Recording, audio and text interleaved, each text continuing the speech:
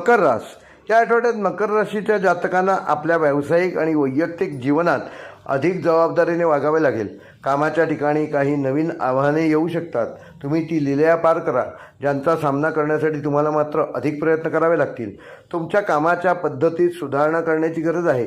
सहकाऱ्यांशी समन्वय साधून काम केल्यास नवीन संधी आणि यश तुमचेच आहे असे समजून चला. आर्थिकदृष्ट्या आठवडा सामान्य राहील. अनावश्यक खर्चावर नियंत्रण ठेवा आणि बचतीवर लक्ष केंद्रित करा. कोणताही मोठा आर्थिक निर्णय घेण्यापूर्वी विचारपूर्वक आणि जाणकारांचा सल्ला जरूर घ्या. उधार उसनवारीचे व्यवहार शक्यतो टाळलेले बरे. मकर राशीच्या जातकांना ह्या आठवड्यात कुटुंबातील वातावरण थोडे शांत आणि गंभीर राहील. घरातील सदस्यांच्या गरजांकडे विशेष लक्ष देणे गरजेचे आहे. त्यांच्या भावनांचा अनादर करू नका. काही कौटुंबिक समस्या उद्भवू शकतात, ज्या शांतपणे सोडवण्याचा प्रयत्न करा. प्रेम आणि जीवनात स्थिरता आणि समजूतदारपणाला महत्त्व द्या.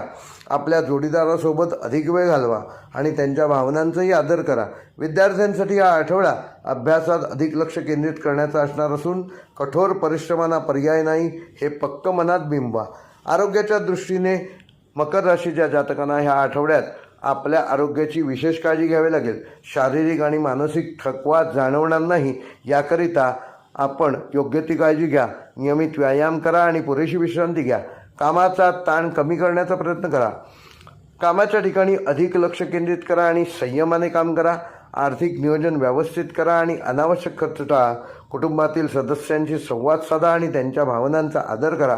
आपल्या आरोग्याची योग्य ती काळजी घ्या आणि तणाव कमी करण्याचा प्रयत्न करा. मकर राशीच्या जातकांना ह्या आठवड्याचा शुभ रंग आहे निळा आणि काळा आणि शुभ अंक आहे 4 व 8. तसेच मकर राशीच्या जातकांना ह्या आठवड्याचा उपाय येत्या शनिवारी श्री हनुमंताला 1 वाटी तेल व 11 हिरवे मूग